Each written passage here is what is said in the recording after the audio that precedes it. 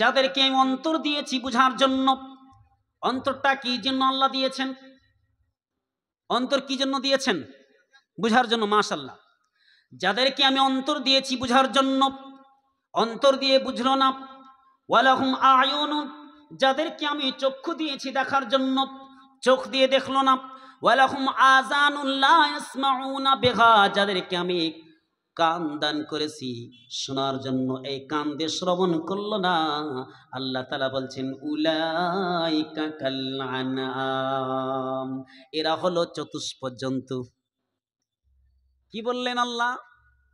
যাদের অন্তর দিয়েছি বুঝার জন্য অন্তর দিয়ে বুঝলো না, যাদের চক্ষু দিয়েছি দেখার জন্য চক্ষু দিয়ে দেখলো না, যাদের আল্লাহ বলছেন কান দিয়েছি কান দিয়ে শুনলো না, তাহলে এই তিনটে জিনিস যারা কাজে লাগালো না এরা কাদের মতো? চতুষ্পদ জন্তু। চতুষ্পদ জন্তু কাদের বলে ভাই? যাদের চারটি পা আছে। চারটি বিশিষ্ট পাওয়ালা জন্তু জানোয়ারকে বলা হয় চতুষ্পদ জন্তু, যাদেরকে আমরা হিন্দিতে বলি জানোয়ার। কথা বুঝে গেল? যাদের চারটি পা আছে এদেরকে কি বলা হয়? গবাদি পশু। পশু গরু ছাগল ভেড়ার মতো আল্লাহ বলছেন। শুধু এটা বলে ক্ষান্ত হয়ে যাননি, আল্লাহ বলছেন বাল হুম আযাল, তার থেকেও নিকৃষ্ট। উলাইকা হুমুল গাফিলুন, কেন তার থেকে নিকৃষ্ট হলো?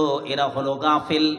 এদের ভিতরে একটা অসুখ আছে, এদের ভিতরে অসুখটার নাম আল্লাহ দিয়েছেন, এরা হলো গাফেল।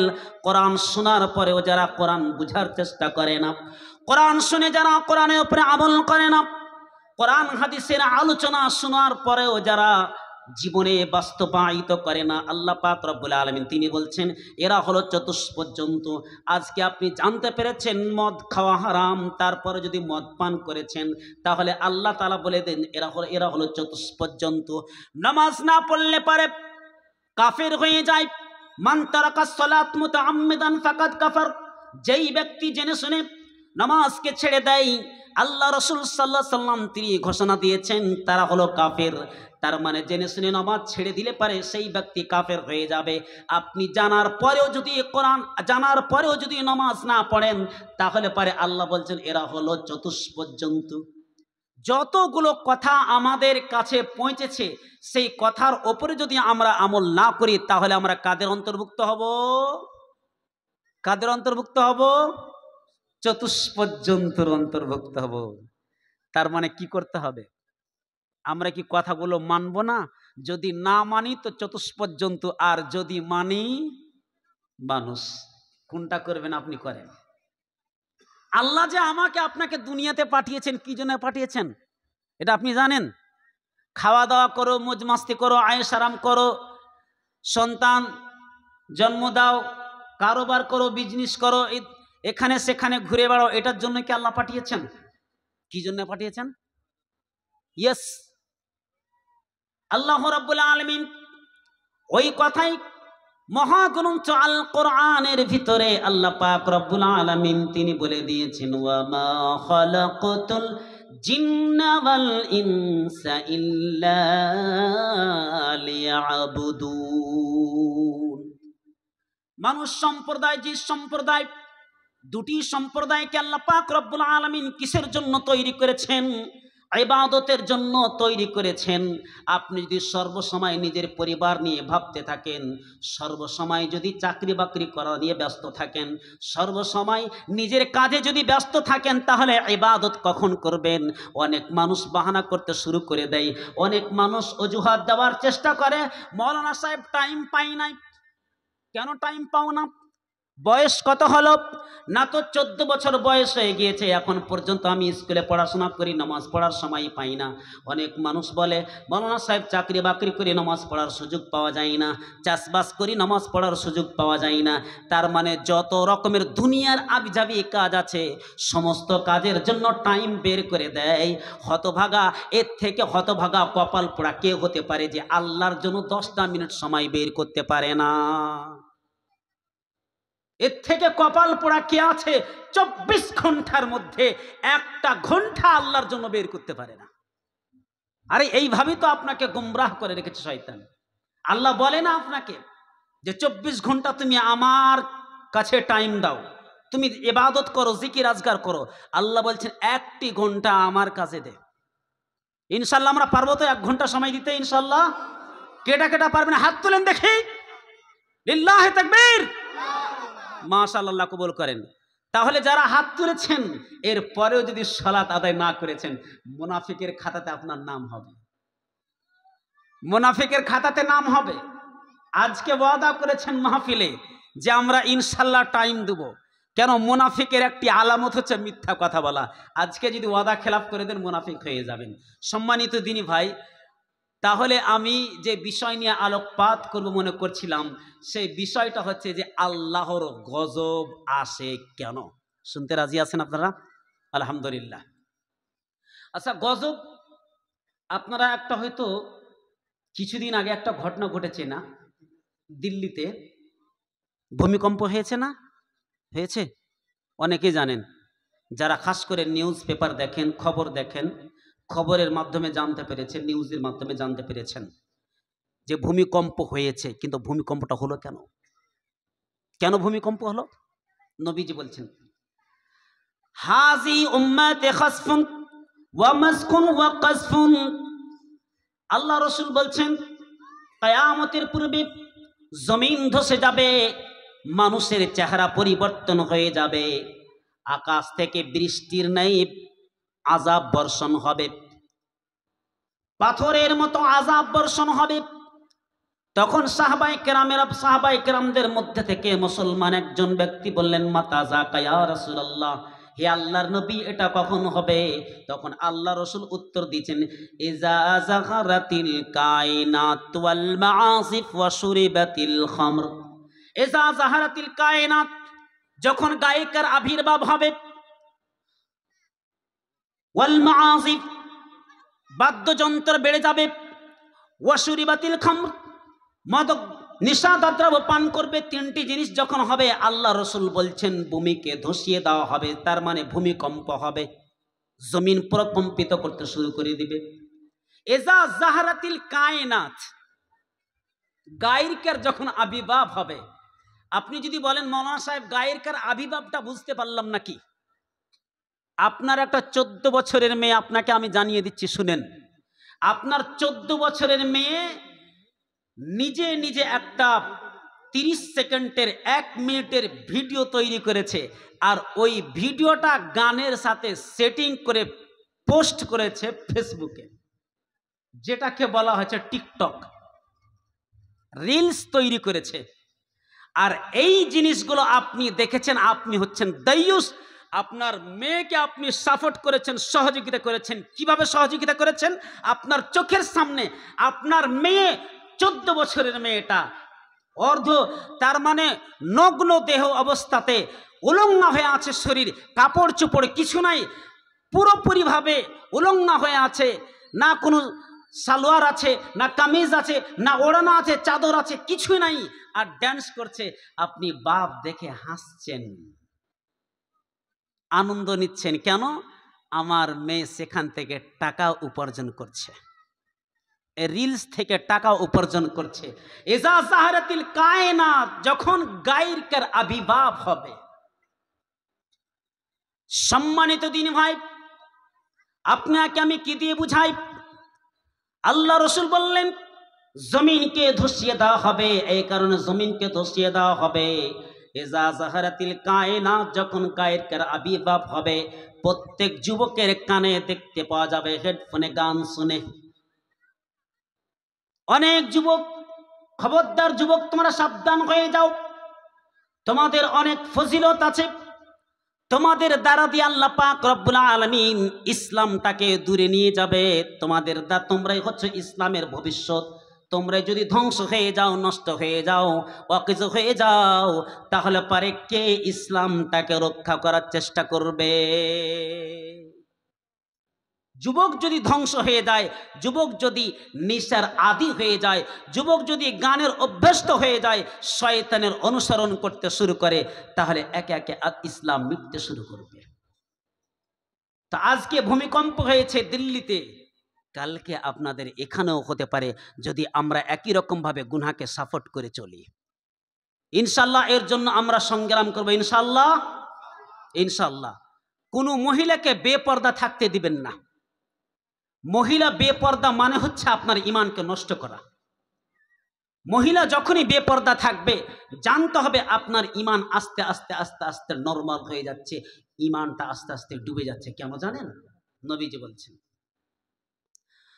ফাল আইনানি জিনাহুমান নাজর, ফাল আইনানি দুই চোখের জিনা হলো চোখ দিয়ে দেখা। যুবক ভাইয়েরা শুনুন, দুই চোখের জিনা হলো চোখ দিয়ে দেখা। কি বললাম? চোখের জিনা কি? চোখ দিয়ে দর্শন করা। আপনি যখন কোনো নোংরা মেয়েদের ছবি দেখবেন যারা উলঙ্গ অবস্থায় আছে, জানতে হবে এটা চোখের গুনাহ। চোখ থেকে কোন জায়গাতে যায়? ওয়াল উযনানি জিনাহুমাল ইস্তিমা, আর দুই কানের জিনা হলো কান দিয়ে শ্রবণ করা। ওয়ালিয়াদি জিনাহাল বাতশু, দুই হাতের জিনা হলো হাত দিয়ে স্পর্শ করা। ওয়ার রিজলি জিনাহাল মাতাশা, পায়ের জিনা হলো পা দিয়ে চলা। মুখের জিনা হলো মুখ দিয়ে বলা। ওয়াল লিসানি জিনাহাল কালাম, আর মুখের জিনা হলো মুখ দিয়ে কথা বলা। যখন আপনি কোনো মেয়েকে বলবেন আই লাভ ইউ ডার্লিং, কেমন আছো, হাই তোমাকে ছাড়া বাঁচবো না, তাহলে জানতে হবে এটা মুখের জিনা হলো। এইটা হলো মুখের জেনা। তার মানে প্রত্যেকটা জেনাতে আমরা ফেসে আছি, ঠিক কিনা বলেন? ফেসে নাই? আজকে যুবকদের বলতে হয় না, আমাদেরকে গুমরাহ পথভ্রষ্ট করে দিয়েছে এটাতে। প্রত্যেক মানুষ, কে বয়স্ক আর কে যুবক, কে তরুণ, কে তরুণী, কে বৃদ্ধা, কে বৃদ্ধ, সবাই আমরা আসক্ত হয়ে আছি কিসের উপরে? মোবাইলের উপরে। মোবাইল সম্পর্কে আল্লাহর নবী বললেন لعلمن أقواما من أمتي يعطون يوم القيامة بحسنات جبال تحامة بيضاء فيجعلها الله عز وجل هباء منصورا। আল্লাহ রাসূল বললেন لعلمن أقواما من أمتي,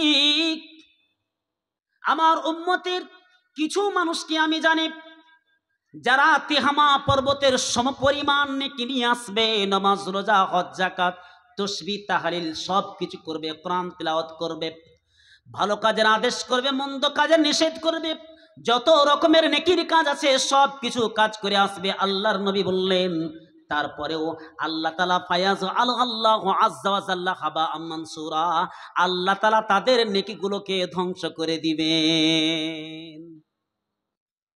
তিহামা পর্বতের সমপরিমাণ নেকি নিয়ে আসে। অনেক মানুষ আমরা নেকি উপার্জন করেছি, নেকি কামিয়েছি, পুণ্যের কাজ, কত রকমের সবের কাজ করেছি। আল্লাহ কিন্তু ওই নেকিগুলোকে উড়িয়ে দিবেন। কেন জানেন? শুনতে রাজি আছেন? কেন? চলেন। হযরতে শাওবান বললেন সিফহুম লানা জাল্লিহিম লানা আল্লাহ নাকুনা নাহনু না'লামু। হে আল্লাহর নবী, আপনি বলেন কাদের নেকিগুলোকে আল্লাহ পাক রব্বুল আলামিন কিয়ামতের দিন ধ্বংস করে দিবেন। নেকিটাই তো কাজে লাগবে। কিয়ামতের দিনে বাড়ি গাড়ি, টাকা পয়সা, জমি জায়গা, সোনা দানা, ছেলে মেয়ে, পাড়া প্রতিবেশী, আত্মীয় স্বজন কোনো কিছু কাজে আসবে না। একমাত্র যেই জিনিসটা কাজে আসবে সেটা হলো নেকি। আর ওই নেকিটাই যদি ধ্বংস হয়ে যায় তাহলে তো মানুষ মহা বিপদে পড়ে যাবে, মহা সংকটে পড়ে যাবে। তখন আল্লাহ রাসূল বলছেন, হে আমার সাহাবা তোমরা শুনে রাখো, আমা ইন্নাকুম ইখওয়ানুকুম ওয়া মিন জিলদাতিকুম, তারা হবে তোমাদেরই মতো ভাই। যাদের নেকিগুলোকে আল্লাহ কিয়ামতের দিন হাওয়াতে উড়িয়ে দিবেন, কোনো ভ্যালু থাকবে না, নষ্ট করে দিবেন, তারা হলো তোমাদেরই মতো ভাই। তাদের তাহলে কি কাজ রয়েছে, এমন কি কাজ করবে যে আল্লাহ তাআলা তাদের নেকিগুলোকে ধ্বংস করে দিবেন? আল্লাহ রাসূল একটি কাজের কথা বললেন, ইজা খালাউ বিমাহারিবিল্লাহ, যখন তারা নির্জন জায়গাতে থাকে, একাই একাই থাকে, তখন গোপনে গোপনে মোবাইলে উলঙ্গ ছবি দেখে, গোপনে গোপনে পাপ করে। নবীজি বলছেন, আচ্ছা আল্লাহ রাসূল বললেন যে নেকিগুলো ধ্বংস হয়ে যাবে, আর এই কথা শোনার পরে আপনি এখন পর্যন্ত ওই গুনাহটা ছাড়তে পারলেন না, তো বলেন তো আল্লাহ রাসূল মিথ্যা কথা বলছে না তুমি মিথ্যা কথা বলছো?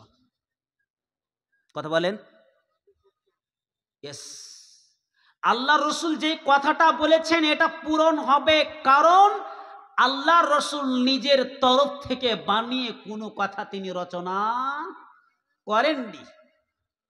কোনো দিন আল্লাহ রসুল একটাও নিজের তরফ থেকে কথা বলেনি। যতগুলো কথা বলেছেন ওহির মাধ্যমে কথা বলেছেন, ঠিক কিনা বলেন?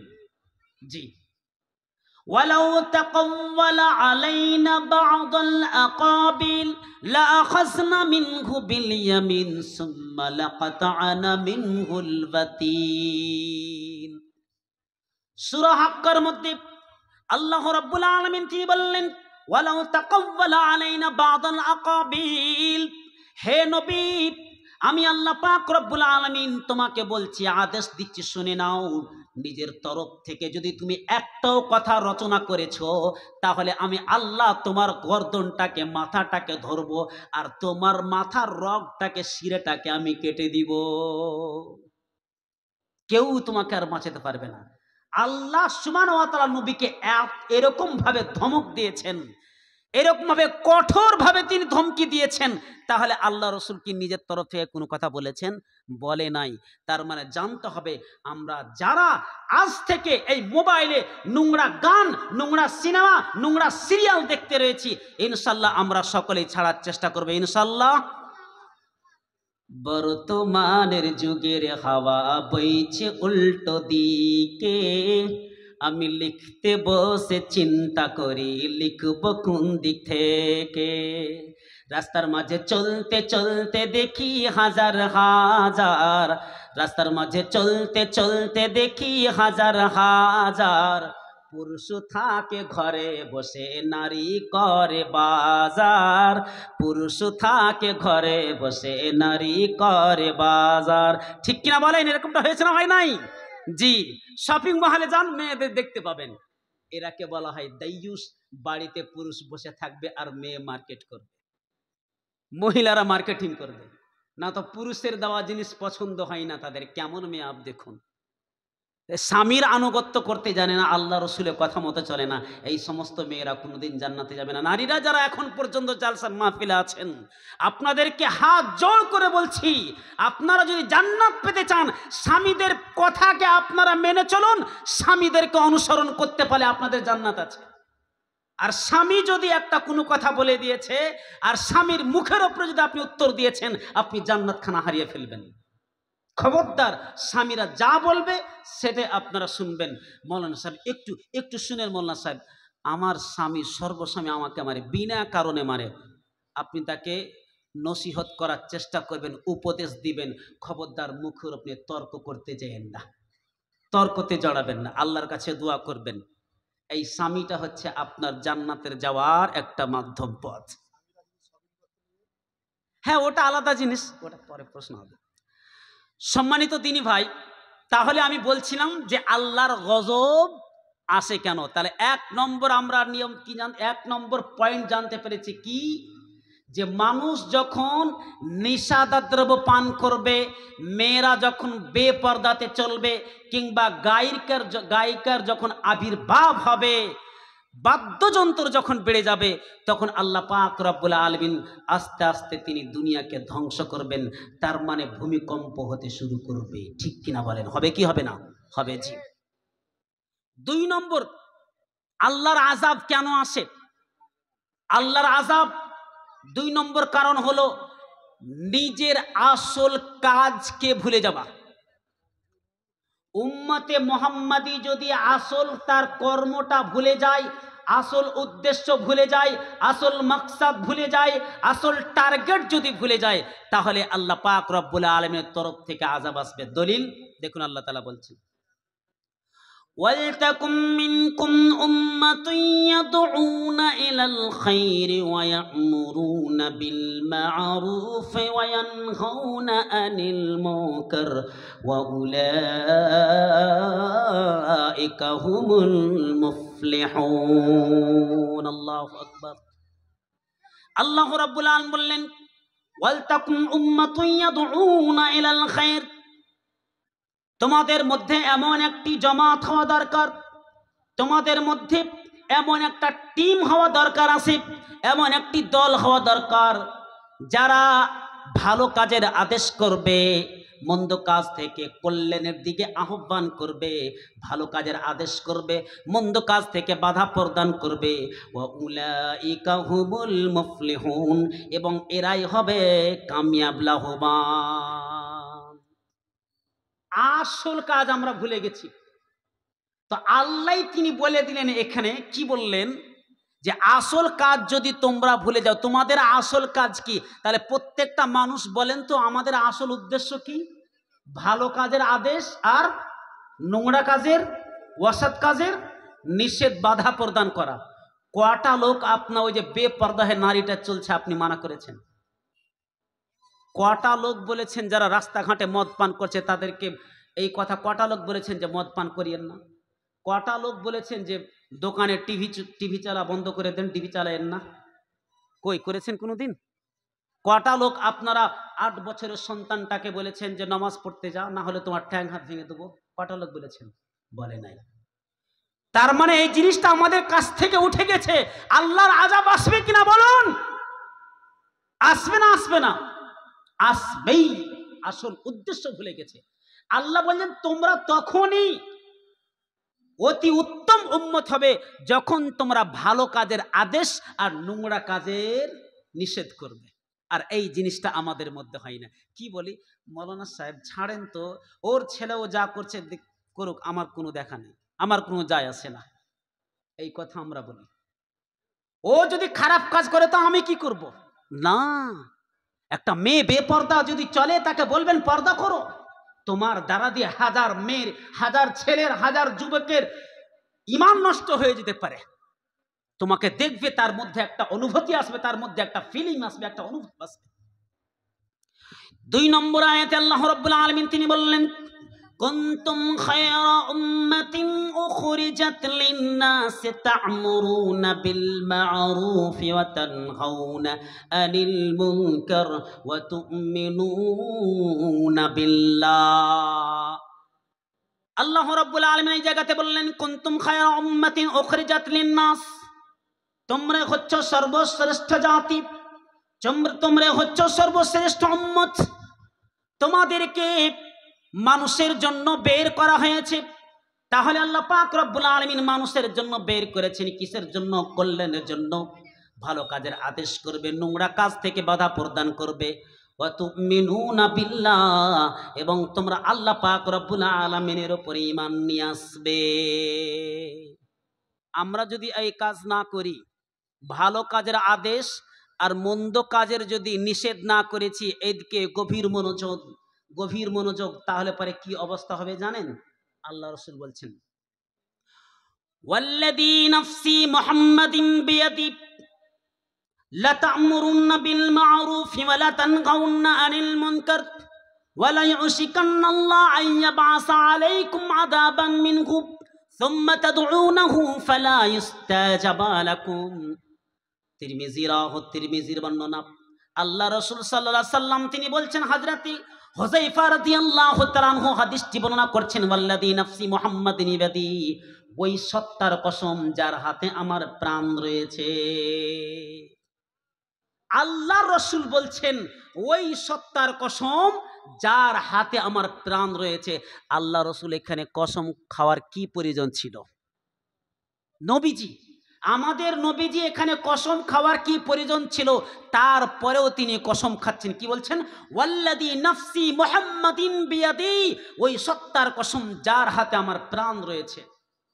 লাতা'মুরুন্না বিল মা'রুফ, অবশ্যই অবশ্যই তোমরা ভালো কাজের আদেশ করবে। ওয়ালা তানহাউন্না আনিল মুনকার, আর মন্দ কাজ থেকে তোমরা বাধা প্রদান করবে। ওয়ালা ইউশিকান্নাল্লাহ, যদি তোমরা এমনটা না করো, তার মানে ভালো কাজের আদেশ আর নোংরা কাজের নিষেধ যদি না করেছো, আইয়াবাসা আলাইকুম আযাবান মিন, তাহলে আল্লাহ তাআলা তোমাদের উপরে আযাব নিয়ে আসবেন। বুঝতে পারলেন? তাহলে আল্লাহর পক্ষ থেকে আযাব আসে কেন? 2 নম্বর কারণ আমরা কি জানতে পারলাম? মানুষ যখন আসল উদ্দেশ্য ভুলে যাবে, মানুষ যখন তার আসল কাজ ভুলে যাবে, আসল কর্ম যখন ভুলে যাবে, কি টার্গেটে আল্লাহ পাক রব্বুল আলামিন কি টার্গেট দিয়ে উদ্দেশ্য দিয়ে পাঠিয়েছেন, এইটা যখন ভুলে যাবে তখন আল্লাহ পাক রব্বুল আলামিন ওপর থেকে আযাব কে নিয়ে আসবেন। তাহলে বলুন তো আল্লাহ যে কথা বলেছেন এটা পূরণ করবে কি করবে না? আল্লাহ যে কথা বলেছেন এটা পূরণ করবে কি করবে না? করবে। কৌলে খুদা কৌলে রসুল ফরমান না বদলা যায়েগা, বদলেগা জমানা লাখো মগর কুরআন না বদলা যায়েগা। মানুষ পরিবর্তন হয়ে যেতে পারে, আমার আপনার মন মানসিকতা পরিবর্তন হয়ে যেতে পারে, আমের গাছে জাম ধরতে পারে, কিন্তু আল্লাহ আল্লাহ রসুল যেই কথা বলেছেন সেই কথা কিয়ামত পর্যন্ত পরিবর্তন হবে না। মাশাআল্লাহ। তাহলে এখানে আল্লাহ রসুল বললেন যখন তোমরা ভালো কাজের আদেশ আর নোংরা কাজের নিষেধ না করবে তখন আল্লাহ তাআলা তোমাদের উপরে আযাব নিয়ে আসবেন। সুম্মা তাদউনাহু, এরপরেও যদি তোমরা দোয়া করো আল্লাহ তুমি ফিলিস্তিনবাসীকে রক্ষা করো, আল্লাহ তুমি ইসরায়েলকে ধ্বংস করে দাও, আল্লাহ তোমাদের দোয়া শুনবে না, শুনবে না। আমাদের অন্তর আছে ভিতরে, অন্তর কি আমাদের জীবিত আছে? আমাদের অন্তরটা কেঁপে উঠছে না ফিলিস্তিনবাসীদের জন্য? কই অন্তর কাঁপছে? এখন পর্যন্ত আপনি বাধা প্রদান করেছেন? আপনার মেয়েটা নোংরা কাজ করছে, আপনার ছেলেটা সর্বসময় ক্যারাম বোর্ড খেলছে, আপনার ছেলেটা জুয়া খেলছে, আপনার ছেলেটা সালাত আদায় করে না, আপনার পরিবার 10 জন লোক রয়েছেন, মাত্র একজন সালাত আদায় করে, একজন নামাজ পড়ে, বাকি 9 জন নামাজ পড়ে না। কয়দিন বলেছেন আপনি তাদেরকে যে নামাজ পড়ো? বলেন নাই। আরে আপনার পরিবারের কথা কি বলবো, আপনার স্ত্রী তো নামাজ পড়ে না, আপনার স্ত্রীর কথা কি বলবো, আপনি তো নিজে নামাজ পড়ছেন না, আপনি তো নিজে নামাজ পড়ছেন না। আজকে প্রতিজ্ঞা করে যান যতগুলো কোরআন হাদিস থেকে আলোচনা হচ্ছে সেই সমস্ত কথার উপরে আমরা ইনশাআল্লাহ আমল করার চেষ্টা করব ইনশাআল্লাহ। আল্লাহ তুমি কবুল করো। তাহলে আল্লাহ তাআলা কি বললেন, আল্লাহ রাসূল কি বললেন? ফালা ইস্তাজাবা লাকুম, তখন আর তোমাদের দোয়া কবুল হবে না যদি তোমরা ভালো কাজের আদেশ না করো। তো আমাদের সকলকে মিলে এই নোংরা যে সমস্ত সমাজে কাজগুলো হয়, যে সমস্ত নোংরা কার্যকলাপগুলো হয়, সেই সমস্ত নোংরা কাজগুলোকে আমাদেরকে বহিষ্কৃত করতে হবে, বাধা প্রদান হয়ে খুঁটির মতো আপনাদেরকে দাঁড়াতে হবে। চলেন 3 নম্বর কারণ কি আল্লাহ তাআলার আযাব আসার? 3 নম্বর কারণ হচ্ছে আমরা আল্লাহ থেকে মুখটাকে ফিরিয়ে নিয়েছি। কেমন ভাবে? চলেন আল্লাহ তাআলা বলছেন ইয়া আইয়ুহাল্লাযীনা আমানু মান ইয়ারতাদ্দা মিনকুম আন দীনিহি ফাসাওফা ইয়াতিল্লাহু বিকওমিন ইউহিব্বুহুম ওয়া ইউহিব্বুনা। আল্লাহ রাব্বুল আলামিন সূরা মাইদার 54 নম্বর আয়াতে বললেন ইয়া আইয়ুহাল্লাযীনা আমানু, হে ঈমানদারগণ, বিশ্বাসীগণ, তোমরা শোনো, যদি তোমরা মুখটাকে ফিরিয়ে নাও, ইসলাম থেকে মুখটা ফিরিয়ে নাও, তাহলে তোমরা জেনে রাখো তোমাদের পরিবর্তে আল্লাহ পাক রব্বুল আলামিন অন্য একটা সম্প্রদায়কে নিয়ে আসবে। তোমরা যদি ইসলাম থেকে মুখটাকে ফিরিয়ে নাও, তোমরা যদি মসজিদমুখী না হও, তোমরা যদি শয়তানমুখী হয়ে থাকো, তাহলে আল্লাহ তাআলা তোমাদের জায়গাতে অন্য একটা সম্প্রদায়কে নিয়ে আসবেন। আচ্ছা, যে কথাটা আল্লাহ বলেছেন এটা পূরণ হবে কি হবে না? হবেই। তারপরে আল্লাহ তাআলা কি বললেন? ইউহিব্বুনাহুম ওয়া ইউহিব্বুহুম ওয়া ইউহিব্বুনা, আল্লাহ তাআলা তাদেরকে ভালোবাসবেন, তারা আল্লাহ তাআলাকে ভালোবাসবে। তার মানে তোমাদের পরিবর্তে যেই সম্প্রদায়কে আল্লাহ পাক রব্বুল আলামিন নিয়ে আসবেন, ওই সম্প্রদায় আল্লাহকে ভালোবাসবে, আল্লাহ তাদেরকে ভালোবাসবেন। তারপর একটা কি বললেন? আজিল্লাতিন আলাল মুমিনিনা আইজ্জাতিন আলাল কাফিরিন, তারা কাফিরদের প্রতি কঠিন হবে, কঠোর হবে, এবং মুমিনদের প্রতি তারা কোমল হৃদয়ের হবে। যেই সম্প্রদায় আল্লাহ তাআলা নতুন করে সৃষ্টি করবেন, নতুন করে কোনো গোষ্ঠীতে যখন সম্প্রদায়কে নিয়ে আসবেন, তখন আল্লাহ সুবহানাহু ওয়া তাআলা তিনি বলছেন ওই সম্প্রদায়ের একটি তাদের বৈশিষ্ট্য থাকবে কি, কাফেরদের প্রতি তারা কঠিন হবে আর মুমিনদের প্রতি তারা নরম হৃদয়ের হবে। শুধু তাই নয়, ইউজাহিদুনা ফি সাবিলিল্লাহ, আল্লাহর রাস্তাতে তারা যুদ্ধ করবে, জিহাদ করবে। ওয়ালা ইয়াখাফু লাউমাতাল লাইমিন, কোন নিন্দুকের নিন্দাকে পরোয়া পর্যন্ত করবে না, তার মানে কোনো কারো কথাকে পরোয়া করবে না। দ্বিতীয় জায়গাতে আল্লাহ তাআলা বলে দিয়েছেন, ওয়া ইন তাতাওয়াল্লাউ ইস্তাবদিল কওমান গায়রাকুম সুম্মা লা ইয়াকুনু আমসালাকুম। আল্লাহ পাক রব্বুল আলামিন তিনি বলছেন, তোমরা যদি মুখটাকে ফিরিয়ে নাও, তাহলে আমি আল্লাহ পাক রব্বুল আলামিন তোমাদের জায়গাতে অন্য একটা সম্প্রদায় তৈরি করব। অন্য একটা সম্প্রদায়কে আমি আল্লাহ পাক রব্বুল আলামিন তৈরি করব, আর তারা কিন্তু সুম্মা লা ইয়াকুনু আমসালাকুম, তারা কিন্তু তোমাদের মতো হবে না। মুসলমানों नमाजों के लिए तैयार हो जाओ, कयामत आने वाली है, जरा होशियार हो जाओ। मुसलमानों नमाजों के लिए तैयार हो जाओ, मुसलमानों नमाजों के लिए तैयार हो जाओ, कयामत आने वाली है, जरा होशियार हो जाओ, कयामत आने वाली है, जरा होशियार हो जाओ। সম্মানিত দিনী ভাই, একটা জিনিস আপনারা লক্ষ্য করেন, পৃথিবীতে কোন সম্প্রদায়ের মানুষ বেশি বসবাস করে কে বলতে পারবেন? খ্রিস্টান। মাশাআল্লাহ।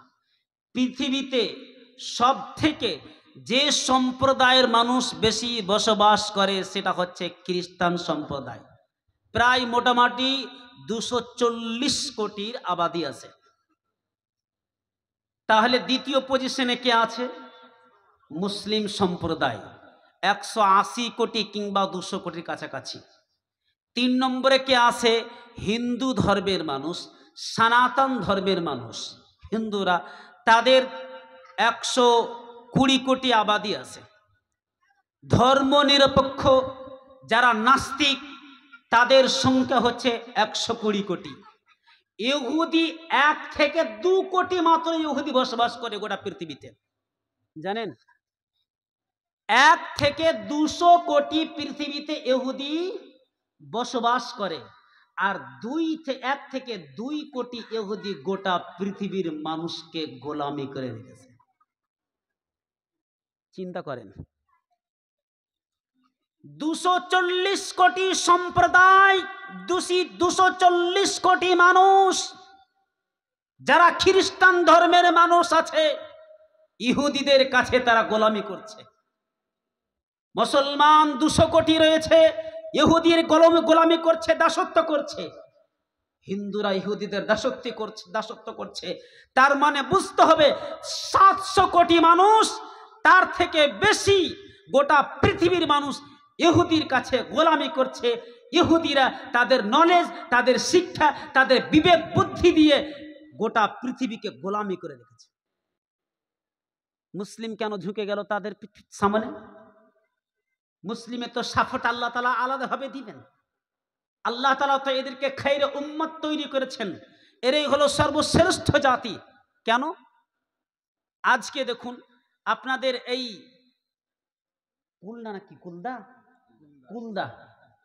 কুলদা এলাকার কথা আমি বলছি, এই গ্রামের কথা। আমি যদি এখন